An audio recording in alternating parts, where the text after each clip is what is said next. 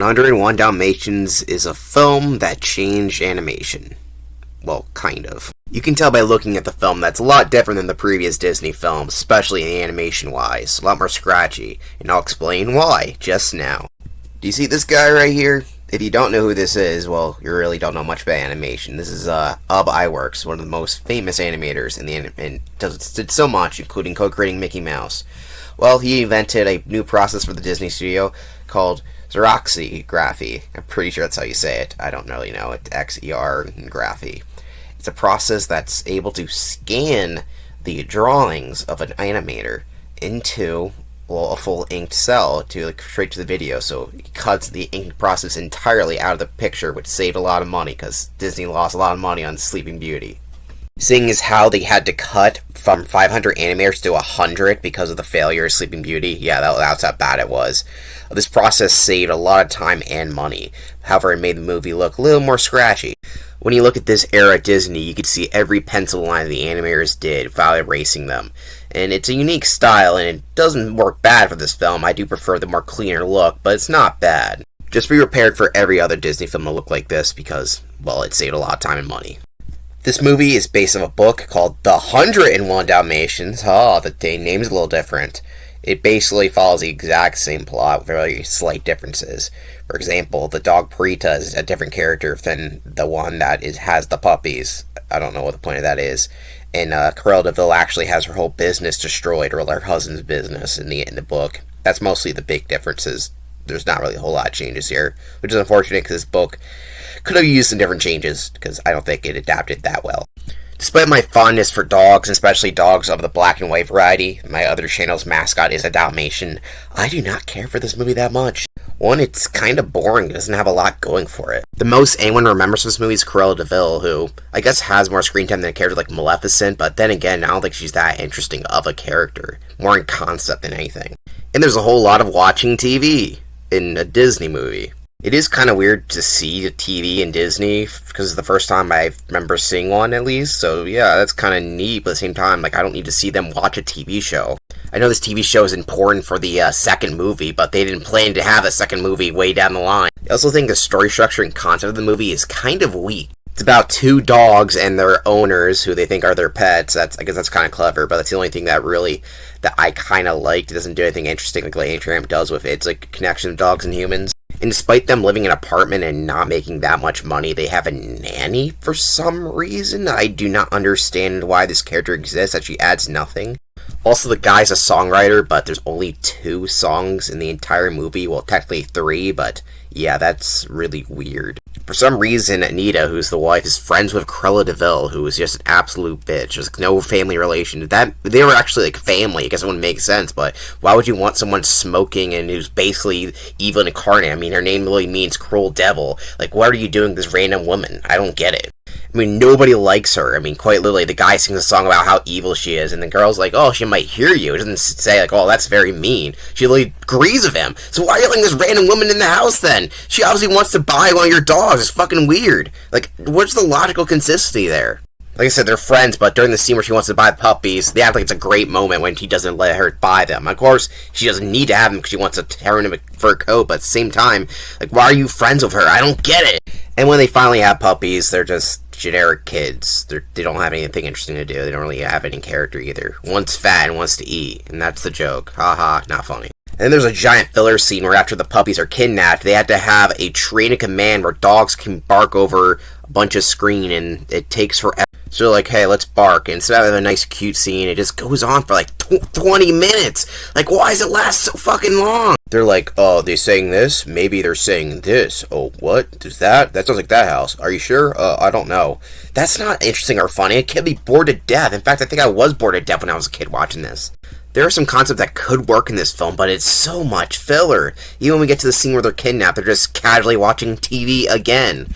Okay, why is there so obsessed with TV? This is the one time where the direct-to-DVD sequel, or VHS sequel, whatever you want to call it, actually does something more interesting than the actual original movie with this concept. Anyway, the last third is that they're on the run from the guys in Cruella de Vil, and this is the only time the movie actually kind of works, but at the same time, I still think it's too much filler and not enough substance. I mean, there are certain good moments here and there, like when they had to disguise themselves and stuff like that. It's kind of neat, but it doesn't work that well to me. I think execution is just very off. Even the final car chase is kind of weak. I mean, sure, like, oh, she's chasing after them, but the guy in the car doesn't know why they're chasing after him. He's like, what the hell is this woman doing? So if you don't know why this guy's driving, and then she fails because her dumbass guys hit her, I mean, that's not really entertaining. It's just stupid. So yeah, she's still out at large, and her car's just destroyed. Whoop-de-doo. And at the end, it says, you know what I'm going to do? I'm going to do some animal hoarding by having 100 dogs in my house in London. It's a health violation. At least sell them, you know, what the hell. Oh well, I guess this is the happy ending. It doesn't make a whole lot of sense. I mean, I like dogs too, but I wouldn't want to have 101 dogs in my house. Especially in a small-ass apartment in London. Whatever, this is a happy ending, I guess. So as you can probably tell, I'm not the biggest fan of 101 Dalmatians. Well, it's not bad, it's just kind of one of those films that I just kind of like doze off when I'm listening to. It leaves very little impact for the most part. Cruella de Vil's an interesting character, but she's not enough to save this movie. It's a shame too, since I am such a big fan of dogs and I loved Lady and the Tramp. I just wish they had a better movie to go along with it. As mentioned multiple times in the video, there is a direct-to-VHS/DVD sequel, which I haven't seen since I was a kid. I only saw it once, but from what I've seen clips of and heard about, it actually looks way better than the actual original movie, which is the first for the Disney, at least in my opinion. Surprisingly, there is a live-action remake in the 90s. Yeah, Disney's been doing live-action remakes way back in the day.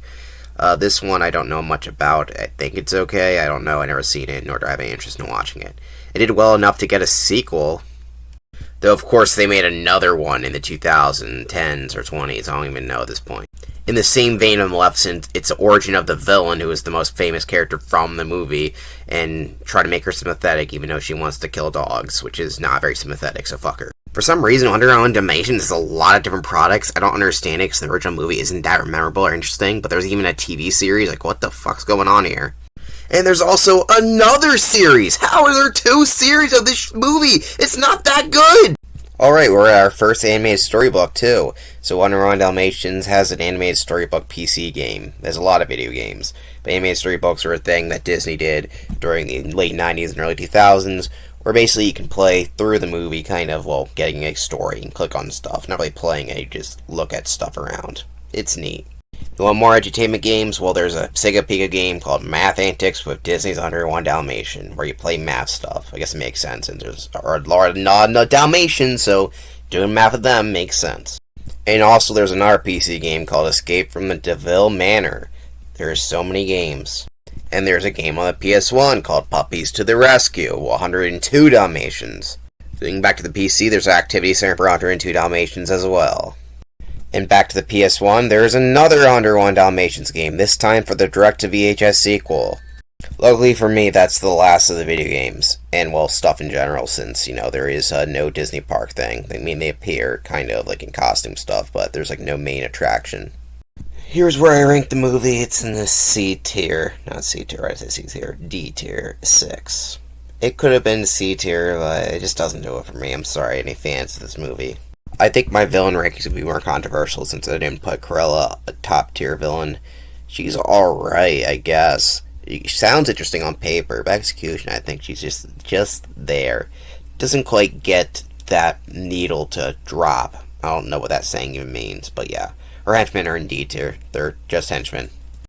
Going to the music category, and, well, we got an F tier song, Canine Crunchies. Terrible. And then we only have 2 other songs, so let's go look for them. And it should be in D tier for Dalmatian Plantation, a pretty forgettable short song. And then in C tier we got the main song, Cruella de Vil. Not bad, but nothing too spectacular either. Next time we're going to try to pull a sword out of a stone. We'll see if that's possible. See you then. Hey, did you know I have a book? In fact, I have multiple books. They're available on Amazon. There should be a link in the description.